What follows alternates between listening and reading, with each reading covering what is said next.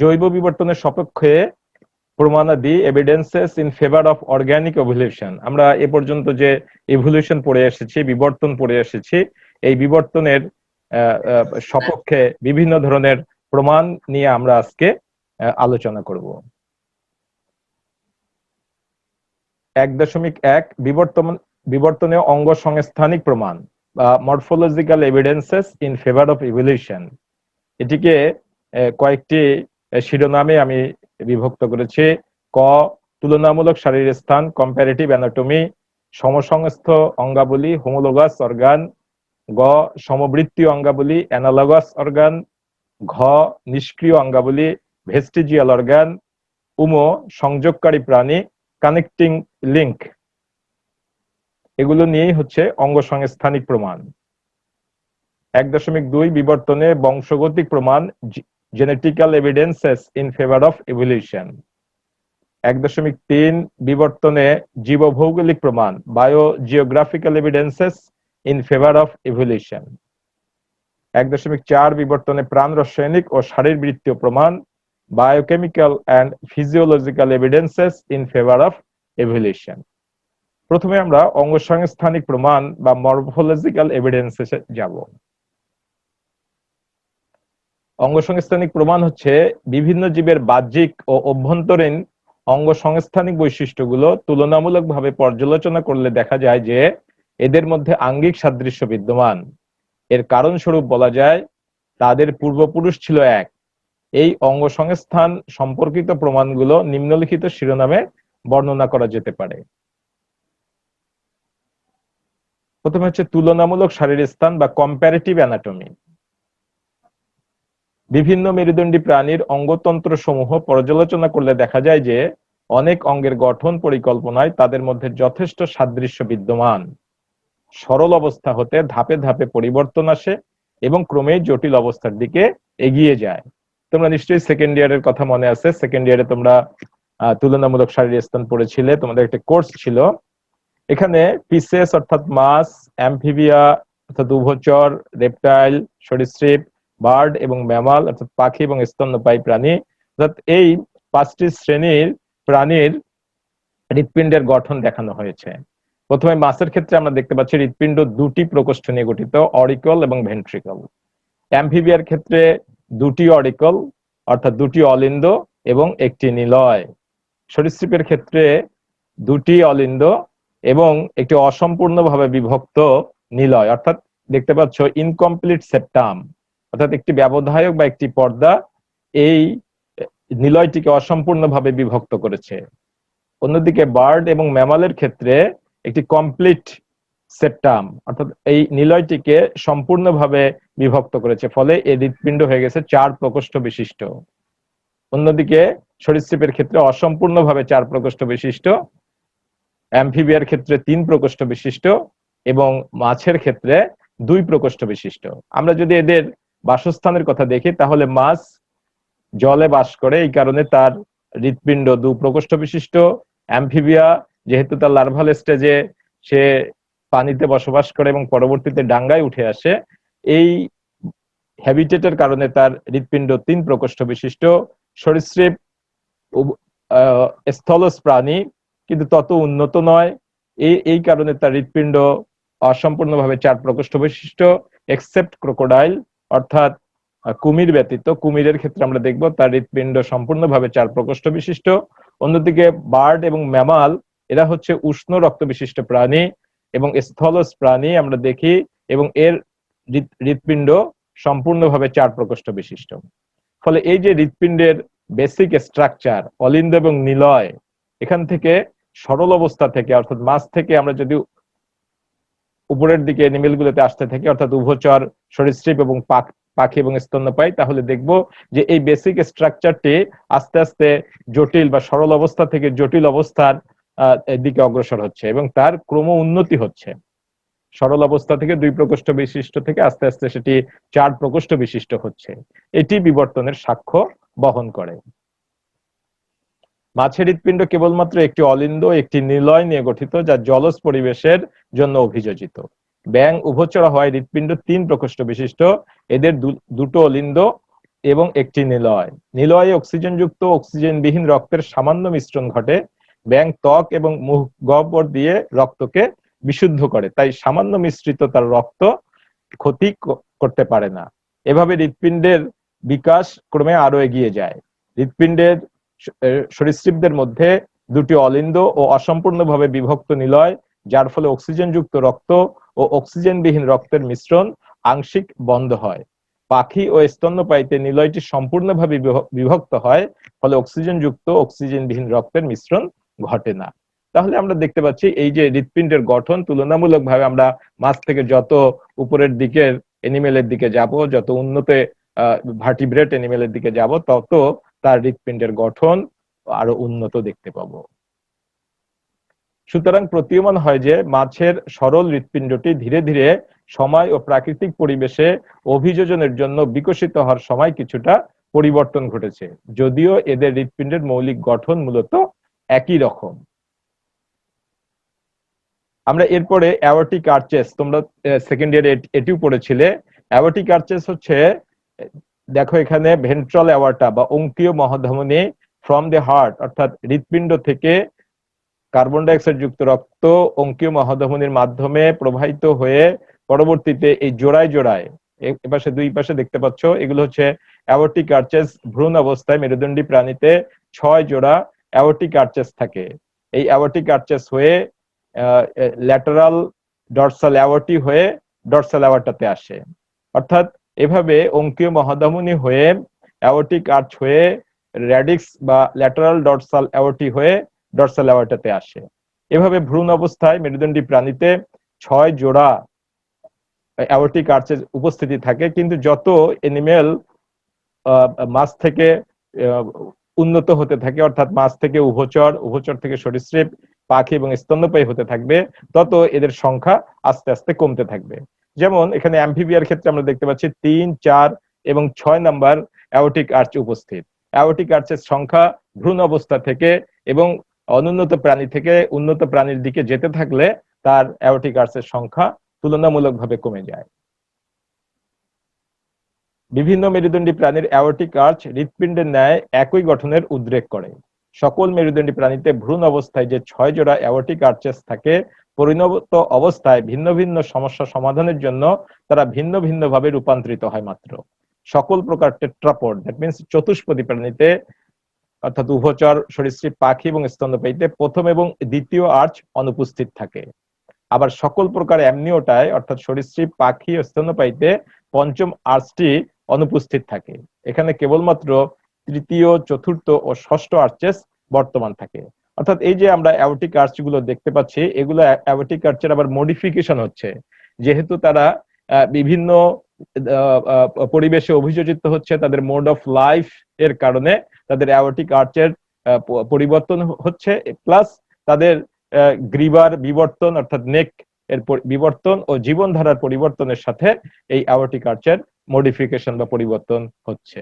তাহলে এই সবগুলোই, যেহেতু অ্যাওর্টিক আর্চ ভ্রূণ অবস্থায় 6 জোড়া, আস্তে আস্তে তাদের ভিতরে পরিবর্তন হয়ে, বিবর্তন হয়ে বিভিন্ন প্রাণীতে বিভিন্ন রকমের সংখ্যা, কিন্তু মূল যে বিষয়টি, মূল যে স্ট্রাকচারটি, এই স্ট্রাকচারটি থেকে ডেভেলপমেন্টের মাধ্যমে, ইভলিউশনের মাধ্যমে বিভিন্ন এনিমেলে বিভিন্ন রকম ভাবে আমরা অ্যাওর্টিক আর্চের উপস্থিতি দেখতে পাচ্ছি, যেটি বিবর্তনের সাক্ষ্য বহন করে। এরপরে আমরা, সব প্রাণীতে কি ভ্রূণ অবস্থায় 6 জোড়া অ্যাওর্টিক আর্চেস থাকবে? এটা ভ্রূণ অবস্থায় মেরুদণ্ডী প্রাণীর ক্ষেত্রে, ভার্টিব্রেট বা মেরুদণ্ডী প্রাণীর ক্ষেত্রে ভ্রূণ অবস্থায় অ্যাওর্টিক আর্চেস এর উপস্থিতি থাকবে। এটা হাইপোথেটিক্যালি, যদিও এরকম অবস্থা থেকে আস্তে আস্তে পরিবর্তন আসবে প্রাণীর ক্ষেত্রে। আমরা ব্রেন বা মস্তিষ্কের গঠন দেখতে পাচ্ছি। মস্তিষ্কে আমরা 5টি গঠন মূলত দেখতে পাবো। একটি হচ্ছে অলফ্যাক্টরি লোব, এটি হচ্ছে সেরিব্রাল হেমিস্ফিয়ার বা সেরিব্রাম, এটা হচ্ছে অপটিক লোব, সেরেবেলাম এবং মেডুলা অবলাঙ্গাটা। এটি মাছের মস্তিষ্ক, এটি উভচরের, এটি সরীসৃপ, এটি পাখি এবং এটি স্তন্যপায়ী প্রাণীর। তোমরা দেখতেই পাচ্ছ যে এই যে আস্তে আস্তে মাছ থেকে উভচরের এবং উভচর সরীসৃপ হয়ে আমরা যদি পাখি এবং স্তন্যপায়ীতে আসতে থাকি, তাহলে দেখবো যে তাদের ব্রেনের মধ্যেও, তাদের মস্তিষ্কের মধ্যেও বিশেষ করে 2টি অংশ, একটি হচ্ছে সেরিব্রাম বা সেরিব্রাল হেমিস্ফিয়ার এবং সেরেবেলাম, এই দুটি অংশ স্তন্যপায়ীতে দেখতে পাচ্ছ অনেক ডেভেলপড, অনেক বিবর্ধিত, অনেক বড়। এর কারণটি হচ্ছে তারা অনেক বেশি বুদ্ধিমত্তা বা অনেক বেশি বুদ্ধিমান প্রাণী। তো এই যে বিষয়টি, এটি হচ্ছে বেসিক স্ট্রাকচার কিন্তু ঠিক আছে। Olfactory lobe, cerebrum, optic lobe, cerebellum, medulla oblongata, এই যে 5টি কম্পোনেন্ট বা 5টি উপাদান, এটি সমস্ত প্রাণীতেই আছে, সমস্ত গ্রুপগুলোতেই আছে। কিন্তু মোড অফ লাইফ চেঞ্জ হওয়ার কারণে এবং তাদের বিভিন্ন ধরনের তোমার হচ্ছে বুদ্ধি খাটিয়ে কাজ করার জন্য বিভিন্ন অভিযোজনের কারণে তাদের এই পরিবর্তন আমরা দেখতে পাচ্ছি। মাছ, উভচর, সরীসৃপ, পাখি এবং স্তন্যপায়ী প্রাণীর মস্তিষ্কের গঠনের তুলনামূলক আলোচনা করলে দেখা যায় যে তাদের মস্তিষ্কে মুখ্য 5টি অংশ থাকে: olfactory lobe, cerebrum, optic lobe, cerebellum ও মেডুলা অবলাঙ্গাটা। সকল মেরুদণ্ডী প্রাণীর মস্তিষ্কের মৌলিক গঠন কাঠামো একই প্রকার, কিন্তু প্রগতিশীল বিবর্তনের ফলে জীব যত উন্নত হয়েছে, সেরিব্রাম ও সেরেবেলাম তত উন্নত ও আকৃতিতে বৃদ্ধি পেয়েছে। অর্থাৎ বিবর্তনের ফলে জীবের মস্তিষ্কের উন্নতি ঘটেছে। এ থেকে এটাই প্রমাণিত হয় যে নিম্ন শ্রেণীর সরল জীব থেকে উন্নত জটিল জীবের সৃষ্টি হয়েছে, অর্থাৎ বিবর্তন ঘটেছে। তাহলে এই যে মস্তিষ্কের গঠনের যে ক্রমবিকাশ, এই ক্রমবিকাশ বিবর্তনের সাক্ষ্য বহন করছে। আমরা বিভিন্ন মেরুদণ্ডী প্রাণীর শিরদাঁড়া বা ভার্টিব্রাল কলাম দেখতে পাচ্ছি। এখানে এটি মাছের শিরদাঁড়া বা ভার্টিব্রাল কলাম, এটি ক্রোকোডাইল বা সরীসৃপের ভার্টিব্রাল কলাম, এটি অ্যাভিস শ্রেণীর চিকেনের ভার্টিব্রাল কলাম, এটি ম্যামালিয়া শ্রেণীর গরুর বা কাউয়ের ভার্টিব্রাল কলাম। মূলত ভার্টিব্রাল কলাম বা শিরদাঁড়া এই ভার্টিব্রা বা কশেরুকা নিয়ে গঠিত। এই কশেরুকার যে বেসিক স্ট্রাকচার, যেমন সেন্ট্রাম, নিউরাল, এটা হচ্ছে নিউরাল ক্রেস্ট বলে বা নিউরাল উপরের অংশটিকে বলে নিউরাল স্পাইন, এটা হচ্ছে নিউরাল ক্যানাল, বিভিন্ন ধরনের প্রসেস, এটি হচ্ছে আর্টিকুলার প্রসেস, ট্রান্সভার্স প্রসেস। অর্থাৎ মূলত কশেরুকা একটি বেসিক স্ট্রাকচার। এই বেসিক স্ট্রাকচার আমরা এই মেরুদণ্ডী প্রাণীগুলোর ক্ষেত্রে তার ইউনিট হিসেবে বা একক হিসেবে দেখতে পাবো। মেরুদণ্ডী প্রাণীদের মধ্যে যে শিরদাঁড়া দেখা যায় তার মৌলিক গঠন সর্বত্র একই প্রকার। প্রতিটি শিরদাঁড়া কতগুলো কশেরুকা নিয়ে গঠিত। প্রতিটি কশেরুকা centrum, neural arch, neural spine, transverse process এবং প্রি ও পোস্ট জাইগোফাইসিস নিয়ে গঠিত। এই মৌলিক গঠন সকলের ক্ষেত্রে এক প্রকার, শুধু পরিবর্তন যেগুলো দেখা যায় সেগুলি বিভিন্ন পরিবেশে অভিযোজনের ফলে ঘটেছে। ভিন্ন পরিবেশে বাস করার জন্য মাছ থেকে উভচর, উভচর থেকে সরীসৃপ, সরীসৃপ থেকে পাখি, পাখি থেকে স্তন্যপায়ীর শিরদাঁড়া ক্রমেই সরল থেকে জটিল অবস্থায় পরিণত হয়েছে।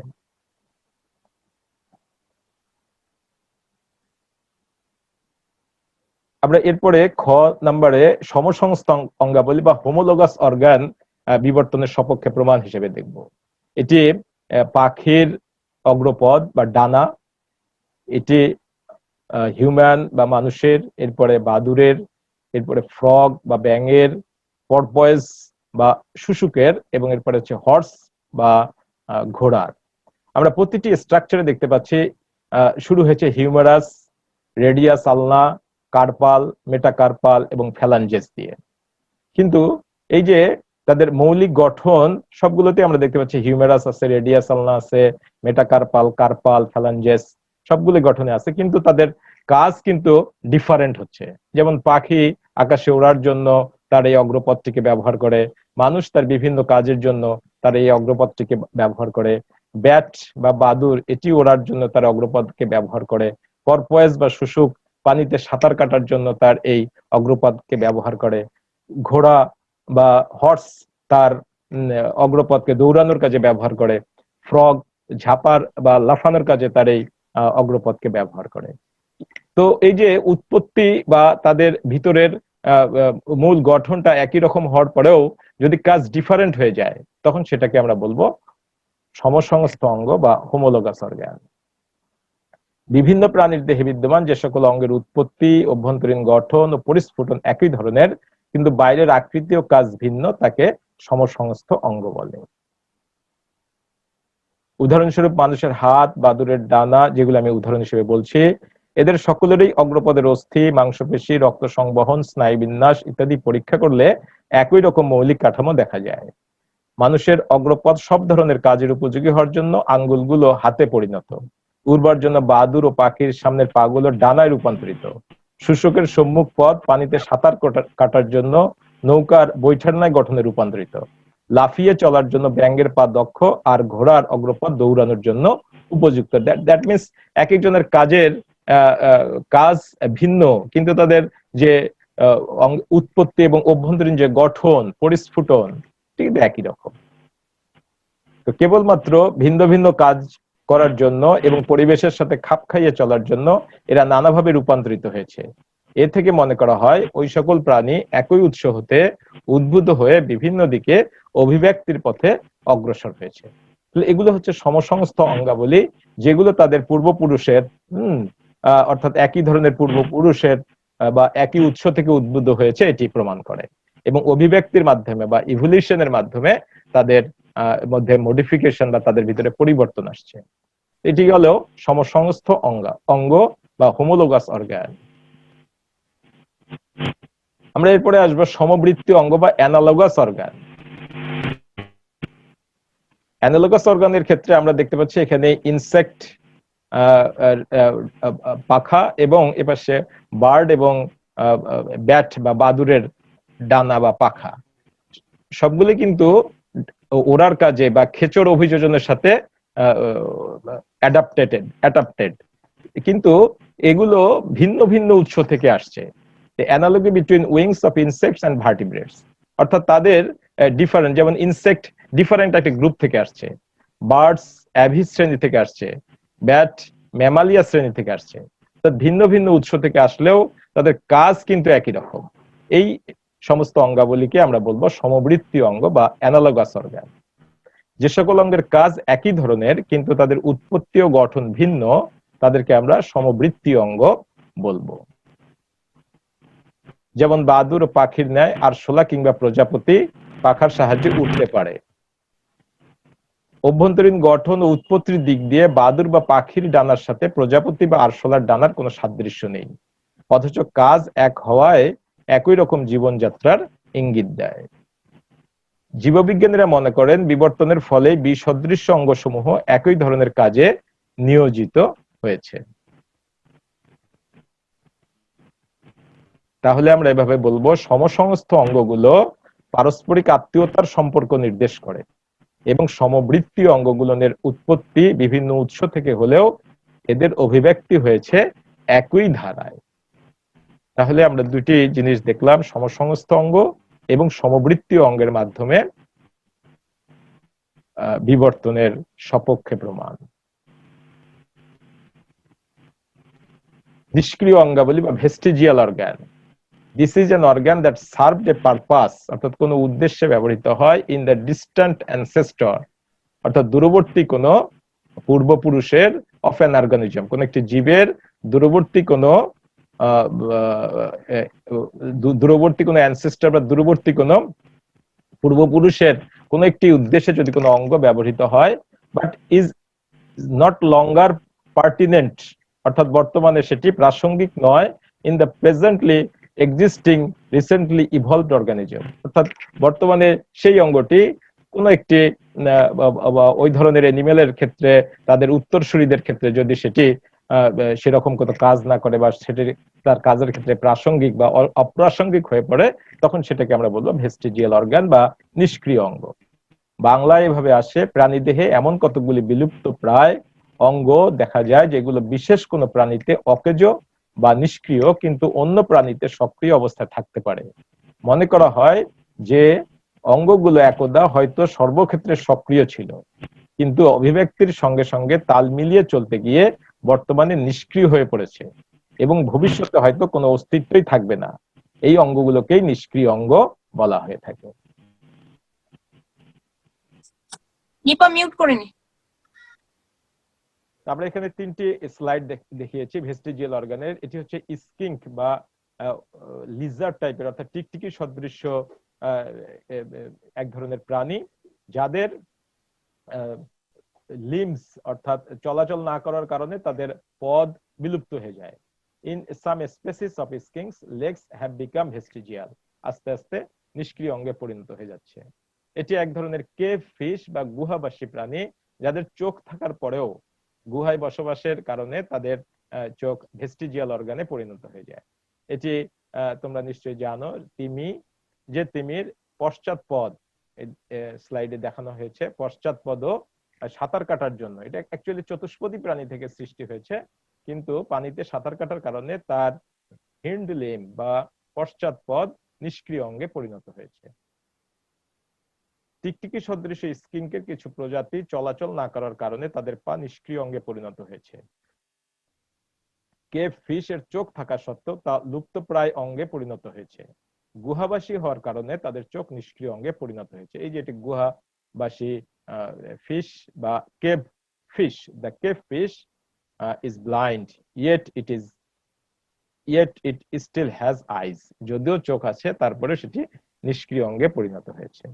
তিমি চতুষ্পদী স্থলজ প্রাণী থেকে উৎপত্তি লাভ করেছে এবং পানিতে বসবাসের কারণে এর পশ্চাৎপদ নিষ্ক্রিয় অঙ্গে পরিণত হয়েছে।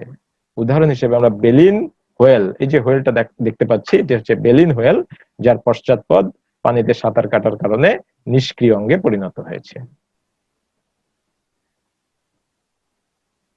আমরা মানুষের বিভিন্ন নিষ্ক্রিয় অঙ্গের উপস্থিতি এখানে দেখতে পাচ্ছি, যেমন নিকটিটেটিং মেমব্রেন বা চোখের তৃতীয় নেত্রপল্লব, পয়েন্টেড ক্যানাইন টিথ অর্থাৎ ওই যে ছেদন দাঁত, তীক্ষ্ণ ছেদন দাঁত, থার্ড মোলার বা তৃতীয় পেশন দাঁত, appendix, segmental muscle on abdomen অর্থাৎ পেটের উপরে যে খণ্ডকীয় পেশি, পুরুষের ক্ষেত্রে স্তনগ্রন্থি, কান নাড়ানোর বিভিন্ন পেশি, যেগুলো ভেস্টিজিয়াল অর্গানে পরিণত হয়েছে, এবং কককিক্স বা কর্ডাল ভার্টিব্রে।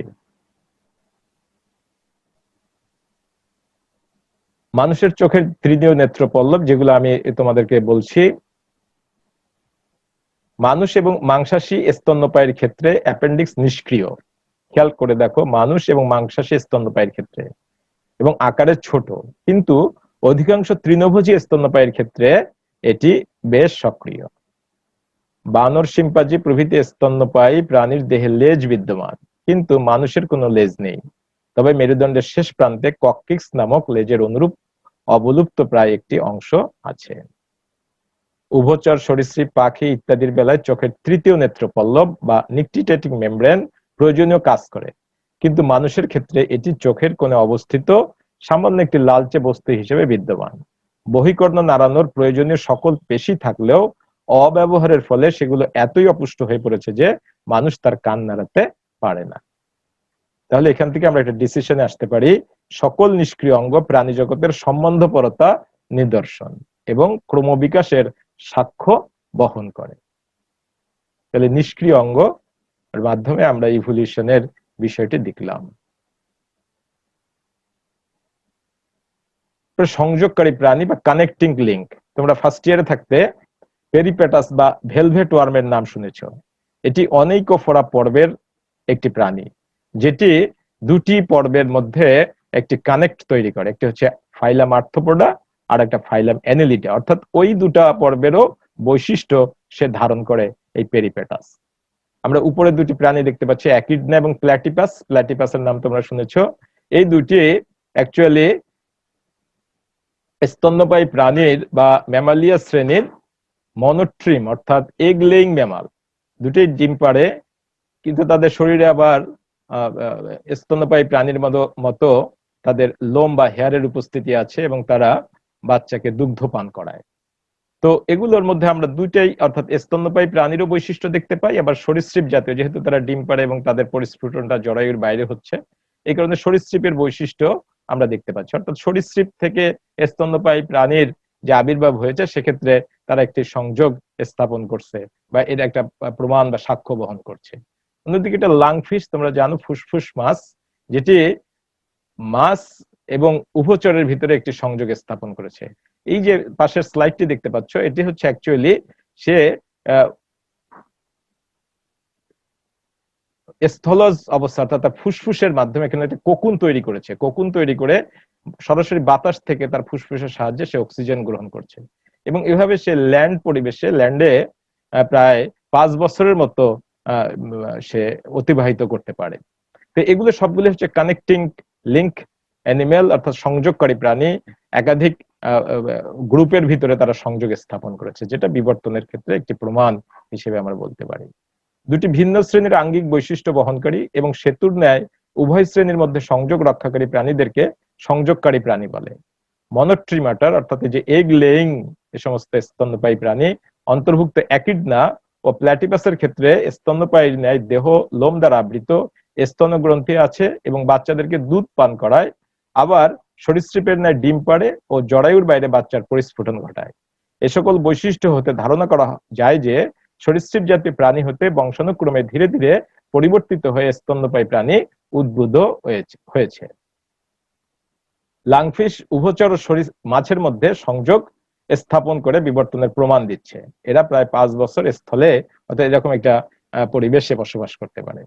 পেরিপেটাস অর্থাৎ ভেলভেট ওয়ার্ম, এটি ভেলভেট ওয়ার্ম আর্থ্রোপোডা ও অ্যানিলিডার মধ্যবর্তী সংযোগকারী প্রাণী।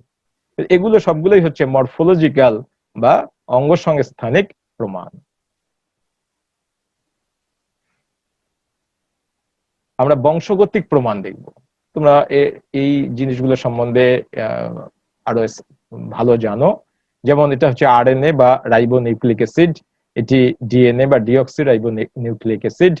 মূলত এগুলো পেন্টোজ সুগার, ফসফেট গ্রুপ এবং নাইট্রোজেন বেস নিয়ে গঠিত। সাইটোসিন, গুয়ানিন, অ্যাডেনিন এবং থায়ামিন নিয়ে ডিএনএ নাইট্রোজেন বেস, আর আরএনএ নাইট্রোজেন বেস, থায়ামিনের পরিবর্তে শুধু ইউরাসিল। তো ডিএনএ মানে প্রায় সকল প্রাণীর জেনেটিক বস্তু বহন করে থাকে ডিএনএ।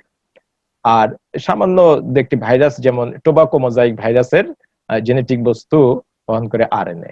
ডিএনএ জেনেটিক বস্তু বহন করে, আর উন্নত প্রাণীর ক্ষেত্রে আরএনএ প্রোটিন সিনথেসিস করে থাকে। তো আমরা দেখতে পাবো যে এই যে নাইট্রোজেন বেস, এই নাইট্রোজেন বেস গুলোর যে ট্রিপলেট গঠন করছে, এই ট্রিপলেট গঠন বা কোডনের ডিফারেন্সের উপর ভিত্তি করে অ্যানিমেলের বৈশিষ্ট্য পরিবর্তন হচ্ছে। কাছাকাছি অ্যানিমেল গুলোর মধ্যে তাদের এই যে কোডনের বা ট্রিপলেট গঠনটা একই রকম হবে, আর অ্যানিমেল যত দূর সম্পর্কের হবে তত তাদের ভিতরে ডিফারেন্স দেখা দেবে। প্রতিটি জীবকোষের সাদৃশ্যের অনুপম সাক্ষ্য হলো ক্রোমোজোম, যা নিউক্লিক অ্যাসিড ও প্রোটিনের সংমিশ্রণে সৃষ্ট নিউক্লিয় ও প্রোটিন সমৃদ্ধ। নিউক্লিক অ্যাসিড দুই ধরনের, তোমরা জানো, ডিএনএ ও আরএনএ। ডিএনএ অধিকাংশ জীবের জেনেটিক বস্তু ডিএনএ এক প্রজন্ম থেকে পরবর্তী প্রজন্মের বংশগত বৈশিষ্ট্য সঞ্চারিত করে, আর আরএনএ প্রোটিন সংশ্লেষণে অংশ নেয়। অল্প কিছু ভাইরাস যেমন টিএমভি, টোবাকো মোজাইক ভাইরাসের ক্ষেত্রে আরএনএ জেনেটিক বস্তু এক প্রজন্ম থেকে আরেক প্রজন্মে সঞ্চারিত করে। নিউক্লিক অ্যাসিড অর্থাৎ ডিএনএ এবং আরএনএ নিউক্লিওটাইডের পলিমার। প্রতিটি নিউক্লিওটাইডে একটি করে নাইট্রোজেন বেস থাকে। এই বেসগুলো সজ্জারিতির উপরে জেনেটিক বার্তা নির্ভরশীল। 4টি বেস হতে 64টি ট্রিপলেট কোডন গঠিত হয়, যা 20 প্রকারের অ্যামাইনো অ্যাসিডের জেনেটিক বার্তা বহন করে। পরিব্যক্তি অথবা অন্য কোনো কারণে নিউক্লিওটাইডের বেসের পরিবর্তন হতে পারে এবং সেগুলোর অনুক্রমিক সজ্জারও পরিবর্তন ঘটে। ঘোড়া ও গাধার সংকরায়নে খচ্চরের সৃষ্টি হয়। আবাদি গম ট্রাইটিকাম এইস্টিভাম হলো ট্রাইটিকাম সিলভেস্ট্রিস, স্প্লেওটয়েডিস ও ট্রাইটিকাম মনোকক্কাম নামক 3টি ডিপ্লয়েড প্রজাতির সংকরায়ন। অর্থাৎ এই 3টি প্রজাতি থেকে এই আবাদি গম ট্রাইটিকাম এইস্টিভামের সৃষ্টি হয়েছে। তো এদের বংশগতিক দ্রব্যের যথেষ্ট সাদৃশ্য থাকায় সফল সংকরায়ন, নিষেক ও বিকাশ ঘটেছে। সুতরাং প্রজাতিগুলো ভিন্নতর হলেও তারা যথেষ্ট নিকট সম্পর্কিত এবং একই পূর্বপুরুষ থেকে বিবর্তিত হয়েছে বলে গবেষণায় আসছে। তাহলে এটি হচ্ছে বংশগতিক প্রমাণ বা জেনেটিক্যাল এভিডেন্স।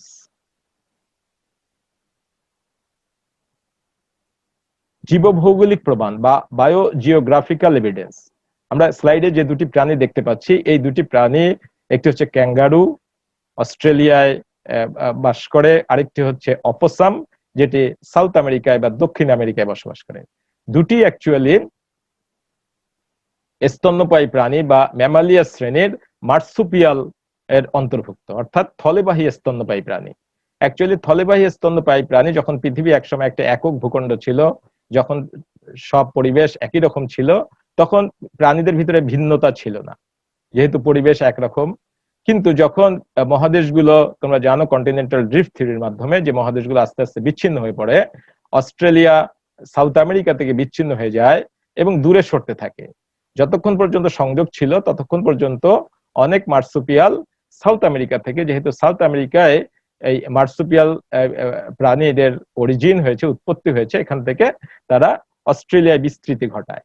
এবং অস্ট্রেলিয়ায় পরবর্তীতে যেহেতু সাউথ আমেরিকায় থেকে বিচ্ছিন্ন হয়ে যায়, অস্ট্রেলিয়ান পরিবেশেরা অভিযোজিত হতে থাকে।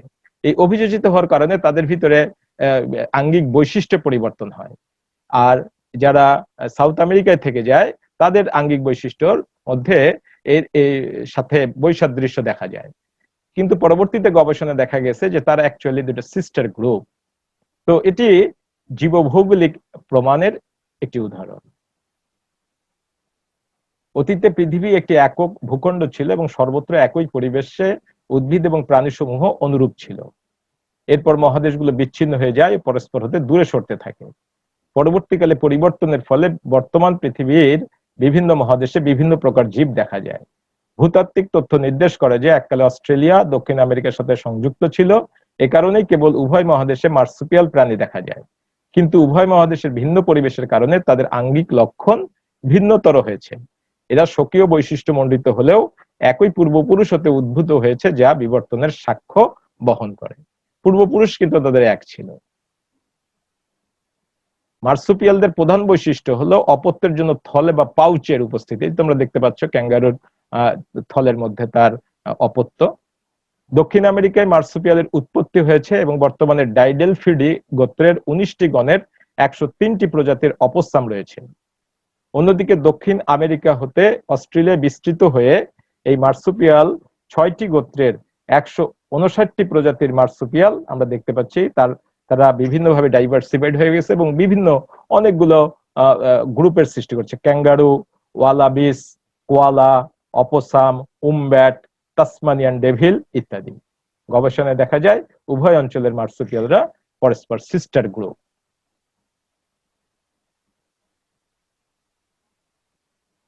আমরা এই স্লাইডে দেখতে পাচ্ছি, তোমরা নিশ্চয়ই দেখতে পাচ্ছ যে Darwin's theory of finches on the Galapagos Island, অর্থাৎ গ্যালাপাগোস দ্বীপে ডারউইন আবিষ্কৃত যে ফিন্স বা চড়ুই পাখির মতো যে পাখি, অ্যাকচুয়ালি ডারউইন 13টি ফিন্স প্রজাতি পেয়েছিলেন। পরবর্তীতে কোকোস দ্বীপ থেকে, অর্থাৎ দূরবর্তী একটি দ্বীপ থেকে একটি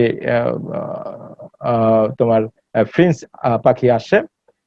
তো যাই হোক, এই 14টি প্রজাতির ডারউইন ফিন্সের ভিতরে 6টি হচ্ছে গ্রাউন্ড ফিন্স। এগুলোকে যে জেনাসের অন্তর্ভুক্ত সেই জেনাসটা হচ্ছে জিওস্পিজা।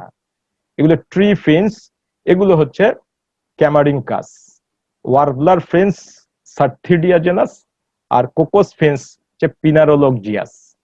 তো এই 4টি জেনাসের অন্তর্ভুক্ত 14টি প্রজাতির ডারউইন ফিন্স, যাদের পূর্বপুরুষ অনেক দূর থেকে 965 কিলোমিটার দূর বা সাউথ আমেরিকা থেকে তারা এই মহাসাগরীয় দ্বীপে এসেছিল এবং বিভিন্ন দ্বীপে ছড়িয়ে পড়েছে এবং বিভিন্ন খাদ্যাভ্যাস গড়ে উঠেছে। যেমন কেউ প্ল্যান্ট অর্থাৎ উদ্ভিদের উপরে, কেউ ইনসেক্ট পোকামাকড়ের উপরে, কেউ সিড অর্থাৎ বীজের উপরে, কেউ ক্যাকটাস গাছের উপরে।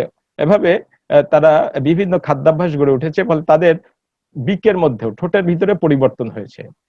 দেখো, এটা সিড বা শস্য দানা, আবার শস্য দানার ভিতরেও যে শস্য দানার গঠনটা কিরকম, প্রকৃতিটা কিরকম, বা তার সাইজটা কিরকম।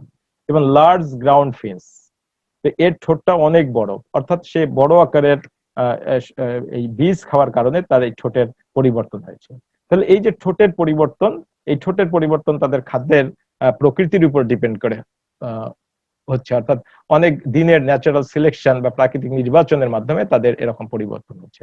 এটা আমরা দেখছি উড পিকার ফিন্স, যা টুল ইউজ, অর্থাৎ সে ইনসেক্ট, অ্যাকচুয়ালি তারা ইনসেক্ট খায় কিন্তু মুখে কোনো কাঠি বা। তো আমরা এইভাবে দেখতে পাচ্ছি যে ডারউইনের ফিঞ্চ তার পূর্বপুরুষ থেকে অনেক দূর থেকে দক্ষিণ আমেরিকা, দ্যাট মিনস ইকুয়েডর থেকে এসে গ্যালাপাগোস আইল্যান্ডে বিভিন্ন খাদ্যাভ্যাসের কারণে তাদের ভিতরে বিভিন্ন ধরনের পরিবর্তন হচ্ছে। তো প্রাণী ভৌগোলিক বিস্তারণের আলোকে বিবর্তনের সপক্ষে প্রমাণের এক ঐতিহাসিক উদাহরণ হলো গ্যালাপাগোস দ্বীপপুঞ্জের ডারউইন ফিঞ্চ। এই দ্বীপপুঞ্জ প্রশান্ত মহাসাগরের বুকে দক্ষিণ আমেরিকার ইকুয়েডর থেকে প্রায় 965 কিলোমিটার দূরে অবস্থিত। দক্ষিণ আমেরিকার মূল ভূখণ্ডের সাথে এই দ্বীপপুঞ্জের কখনো কোনো সংযোগ ছিল না। দূরবর্তী ককোস দ্বীপ সহ এই দ্বীপপুঞ্জে 14 প্রজাতির ফিন্স দেখা যায়, যারা ডারউইনের ফিন্স নামে পরিচিত। 6 প্রজাতির গ্রাউন্ড ফিন্স, যেগুলো জেনাস হচ্ছে জিওস্পিজা, 6 প্রজাতির ট্রি ফিন্স ক্যামারিঙ্কাস, 1 প্রজাতির ওয়ার্বলার সার্থিডিয়া জেনাস ও 1 প্রজাতির ককস ফিন্স, যার জেনাস হচ্ছে পিনারোলজিয়াস। খাদ্যের প্রকৃতির উপর নির্ভর করে এদের চঞ্চুর আকার ও গঠনে ভিন্নতা সৃষ্টি হয়েছে, অর্থাৎ বিভিন্ন রকম খাদ্য আহরণের জন্য নানা ধরনের ঠোঁটের সৃষ্টি হয়েছে, যা দীর্ঘকালের অভিযোজনের ফল, যা প্রাকৃতিক নির্বাচনের মাধ্যমে অর্জিত হয়েছে। ধারণা করা হয় যে দক্ষিণ আমেরিকার মূল ভূখণ্ড হতে এসব ফিন্স গ্যালাপাগোসের বিভিন্ন দ্বীপে বিস্তৃত হয়। দ্বীপগুলোর মাঝে প্রশস্ত জলভাগ থাকার কারণে পরবর্তীতে এসব ফিন্স বিভিন্ন দ্বীপের পরিবেশ অনুযায়ী অভিযোজিত হয়ে পৃথক পৃথক প্রজাতির উৎপত্তি ঘটিয়েছে। এভাবে ভৌগোলিক বাধার কারণে একটি আদি পূর্বপুরুষ হতে পৃথক পৃথক প্রজাতি সৃষ্টি বিবর্তনের জীবভৌগোলিক প্রমাণ।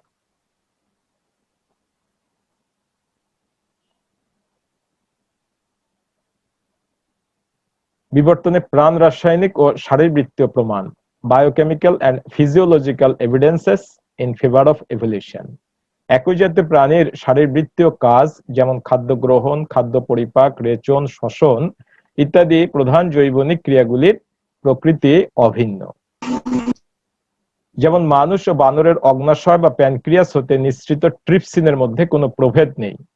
এখানে আমরা অগ্ন্যাশয় বা প্যানক্রিয়াস দেখতে পাচ্ছি, এই প্যানক্রিয়াস থেকে নিঃসৃত ট্রিপসিন, এই ট্রিপসিনের মধ্যে বানর এবং মানুষের মধ্যে কোনো পার্থক্য নেই, একই রকম। বানরের রক্তের সাথে গ্লেসিয়াল অ্যাসিটিক অ্যাসিড মিশ্রিত করে উত্তপ্ত করলে যে আকারের হিমোগ্লোবিন স্ফটিক তৈরি হয় তা মানুষের রক্তের হিমোগ্লোবিনের স্ফটিকের ন্যায়। গ্লেসিয়াল অ্যাসিটিক অ্যাসিড হচ্ছে পানিবিহীন অ্যাসিটিক অ্যাসিড, যেটি 16.7 ডিগ্রি সেন্টিগ্রেডের নিচে, অর্থাৎ তার তাপমাত্রাটা থাকতে হবে 16.7 ডিগ্রি সেন্টিগ্রেডের নিচে, ক্রিস্টাল লাইক, আইস লাইক ক্রিস্টালস, অর্থাৎ বরফের যে স্ফটিক, এই বরফের স্ফটিকের মতো দেখতে এই অ্যাসিটিক অ্যাসিডটির নাম হচ্ছে গ্লেসিয়াল অ্যাসিটিক অ্যাসিড। সেই গ্লেসিয়াল অ্যাসিটিক অ্যাসিডের সাথে যদি হিমোগ্লোবিনের গঠন তোমরা দেখতে পাচ্ছ, এই বানরের সাথে যদি বানরের রক্তের সাথে যদি গ্লেসিয়াল অ্যাসিটিক অ্যাসিড মিশ্রিত করা হয়, তো যে আকারের হিমোগ্লোবিনের স্ফটিক তৈরি হবে সেটি মানুষের রক্তের হিমোগ্লোবিনের স্ফটিকের ন্যায়। কিন্তু অন্যান্য স্তন্যপায়ী প্রাণীর হিমোগ্লোবিনের স্ফটিকের আকার আবার ভিন্ন হবে। আত্মীয়তার ব্যবধান যতই কম হবে, সাদৃশ্য তত প্রকট হবে। রক্তরস বা সিরামে থাকে অ্যান্টিজেন, যা এক প্রাণী থেকে অন্য প্রাণীতে প্রবেশ করালে উৎপন্ন হবে অ্যান্টিবডি। মানুষের সিরাম খরগোশের দেহে প্রবেশ করালে উৎপন্ন হয় অ্যান্টি হিউম্যান সিরাম, এতে থাকে অ্যান্টি হিউম্যান অ্যান্টিজেন। এই অ্যান্টি হিউম্যান সিরাম অন্য মানুষের সিরামের সাথে মিশ্রিত করা হলে অ্যান্টিজেন অ্যান্টিবডি বিক্রিয়া হবে এবং তলানি তৈরি হবে। প্রাণীগুলোর সঙ্গে মানুষের সম্পর্কের নৈকট্য যত বেশি, তলানির পরিমাণ তত বেশি। দেখা গেছে যে মানুষ থেকে নরবানর, পুরনো পৃথিবীর বানর থেকে নতুন পৃথিবীর বানর থেকে লেমুর, অর্থাৎ লেমুরের মধ্যে সবচেয়ে এই তলানির পরিমাণ কম, ভাইরাস নরবানরের মানুষের পরে নরবানরের, তারপরে পুরনো পৃথিবীর বানর, অর্থাৎ যত তলানি বেশি হবে তত নিকট সম্পর্কিত হবে, এবং তলানি যত কম হবে সম্পর্কটা তত দূর হবে। তোমরা লেমুর, আমরা যখন জিওগ্রাফি পড়েছিলাম তখন লেমুরের কথা নিশ্চয়ই মনে আছে। লেমুর মাদাগাস্কার দ্বীপে আমরা দেখতে পেয়েছিলাম। তো যাই হোক, অঙ্গসংস্থানবিদদের মতে এদের মধ্যে লেমুর হচ্ছে সবচেয়ে আদিম এবং সর্বাধিক প্রাগ্রসর হচ্ছে মানুষ, যা এদের বিবর্তনিক ধারাবাহিকতার সাক্ষ্য বহন করছে।